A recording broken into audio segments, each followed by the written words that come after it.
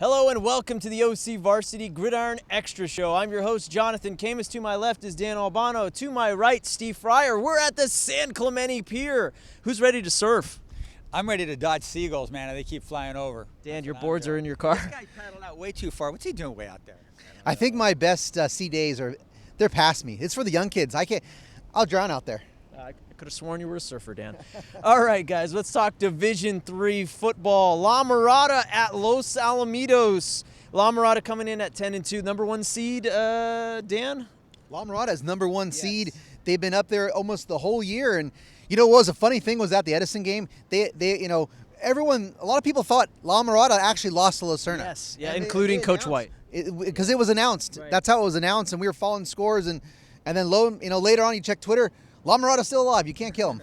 No, you cannot. La Mirada, they beat Lucerna 32-31. That was an amazing game. It was a final drive, 2 fourth downs converted, and a game-winning field goal.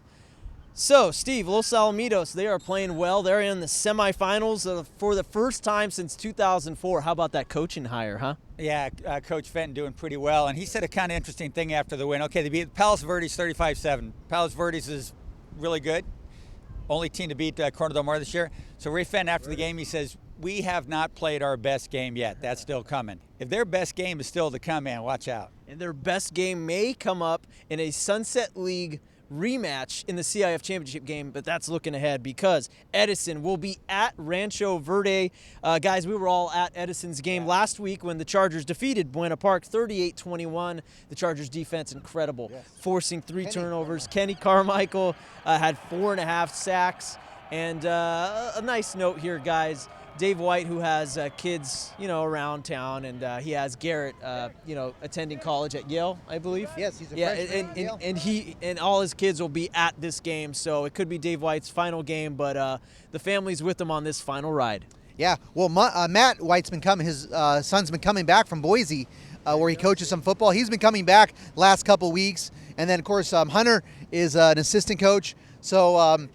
I talked to Coach White briefly because I talked to him about Kenny Carmichael, who is the OCVarsity Defensive Player of the Week. Props to Kenny for that amazing game. Somehow he also had 10 total tackles in that game, Jonathan Fryer. But, and I've heard this too. This Rancho Verde team is a lot like Buena Park with some athletes. I think it's a winnable game, but we noticed that the Edison offense at times on the passing game struggled, had a couple big plays, but also struggled to move the ball at sometimes, some couple 3-and-outs, and they had a lot of penalty problems. So Edison's got a lot of things to work on. They're going to have to keep playing better to get to that CIF final. Yeah, it would be quite a ride for Coach Dave White in his final season. Steve, Rancho beat Cathedral 30-16. That Rancho defense pretty good as well. They had 7 sacks, including 3 by Brian Holmes, as the Seagull wants to be interviewed over here off camera. He doesn't like he doesn't like that we're not talking about Edison. Oh, there we go. Yeah, we're at another beach town, Seagull. We're in San Clemente. I Steve? bet that Seagull doesn't know the last time there was an All-Sunset League championship game. I'm sure you're going to tell us. 1980. It wasn't Los Esperanza, or they were not in the same league back then. No, they were both in the Empire League that year. Okay, there's your weekly trivia on the Gridiron shows as they keep going on here. Steve, your thoughts on the game? Well, I really like the way Edison's played. They're healthy right now, too.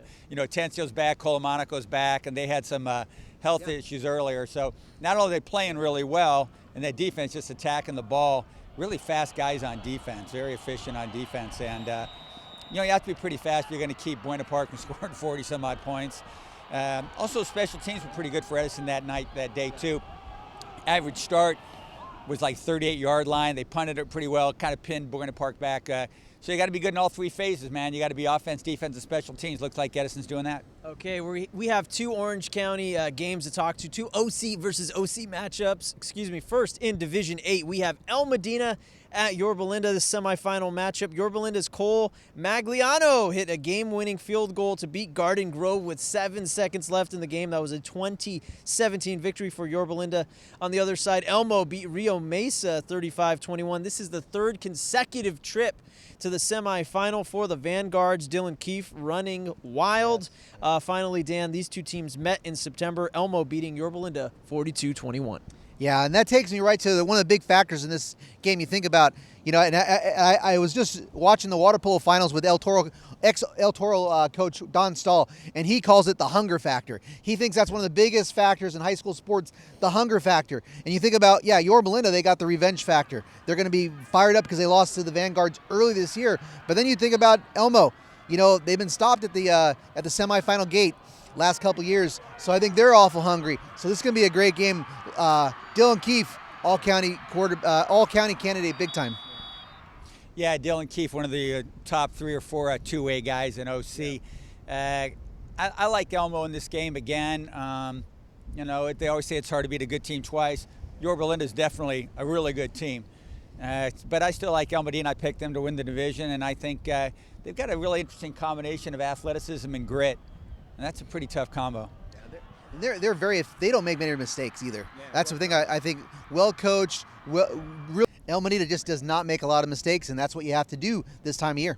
And it's going to be really competitive, guys. I think it's going to be a fun game to watch. Yeah, nobody's going to get blown away if Yorba wins this game. They're very capable. Yeah, it's going to be tight. Division 13, Laguna Beach at Santa Ana. This is at Santa Ana Stadium, the Bowl in Santa Ana. The Breakers beat Boren 21-14. Not too familiar with that school. Laguna Beach was shut out at the half. Quarterback Curtis Harrison had 3 rushing touchdowns. Santa Ana beat Azusa 41-0, and our boy Jorge Briseño. I always go to you. You're native Santa Ana in. Yeah, brothers, man. Briseño, hermanos. Heck yeah, man. Those guys are great.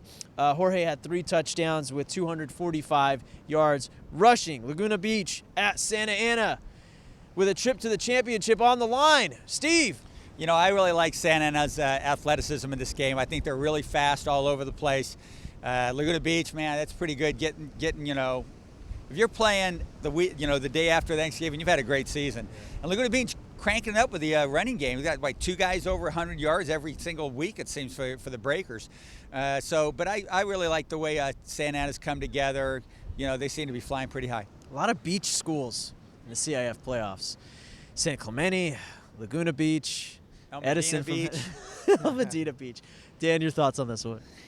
I saw Santa Ana earlier this year. They're really trying to make a statement in OC football, and this is another opportunity for them to put themselves on the map. They're chasing a lot of history at Santa Ana. They play real physical. They got multiple backs, Brasino we talked about.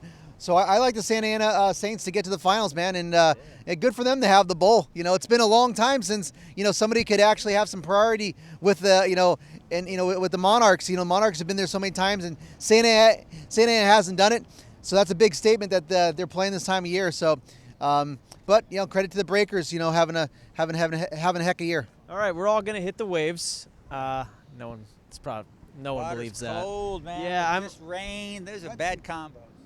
Yeah, I'm gonna go back home and crank up the heater. All right, I'm Jonathan Khamis. Next to me, Dan Albano, and next to me, Steve Fryer. Thanks to those guys for all your latest playoff updates. Make sure to check out OCVarsity.com, where we've got you covered.